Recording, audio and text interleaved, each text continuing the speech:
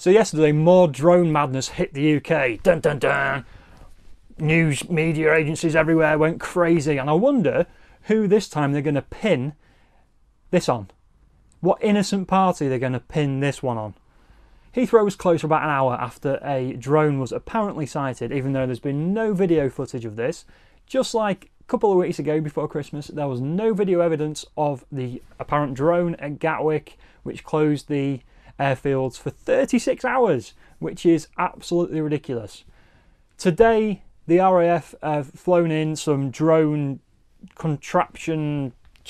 stopping contraption stuff, which basically means that the runways at Heathrow are sorted. And apparently Gatwick have spent £5 million on anti-drone installation software programming stuff as well over the Christmas holidays, because apparently every drone operator in the country is off their rocker. I've got so many issues with the whole thing. I think the media are properly scaremongering people into whatever way the government are going with anti-drone stuff. I think it's going to be hard to fly a DJI Spark, let alone a DJI Tello or a Mavic or any other type of drone. There's so many out there. I don't think it's going to be nice to try and fly one of these things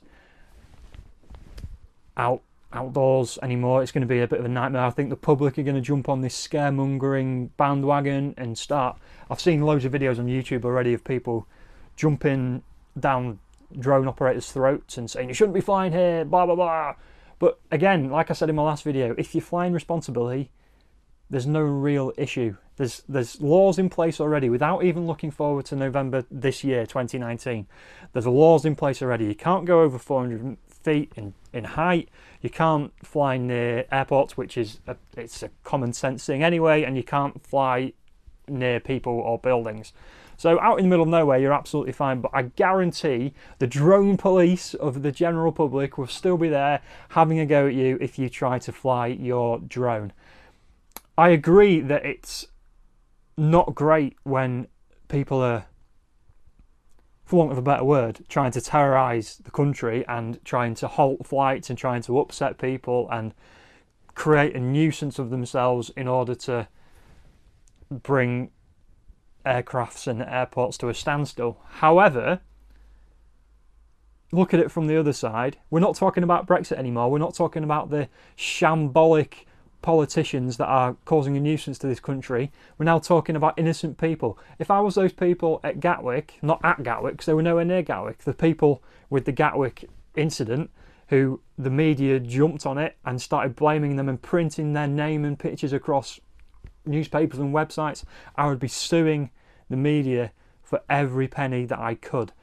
Innocent till proven guilty, in my opinion, and those people were innocent because we haven't actually seen a drone anywhere. Apparently there was police officers this time that saw the drone at Heathrow.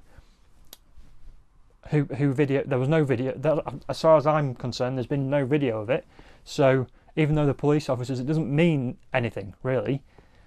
If you've got a video of it, great. But if you haven't, then it's like an alien thing. The people who say, "Oh, I've seen a UFO," but have you? Because you've got no video evidence. So I'm just a bit sick of all the anti-drone stuff in the media. I get that airports need to be safe, and I get the damage a drone can do to an aircraft. However, as I say, we're not talking about important political issues. We're talking about toy drones being used next to an airport. This anti-drone software should be in place anyway at the country's two biggest airports. It should be in place at Leeds Bradford Airport as well, even though flying a drone up at Yeadon probably wouldn't work because it's too flaming windy for aeroplanes to fly and land, let alone get a drone in the air. But we have the technology.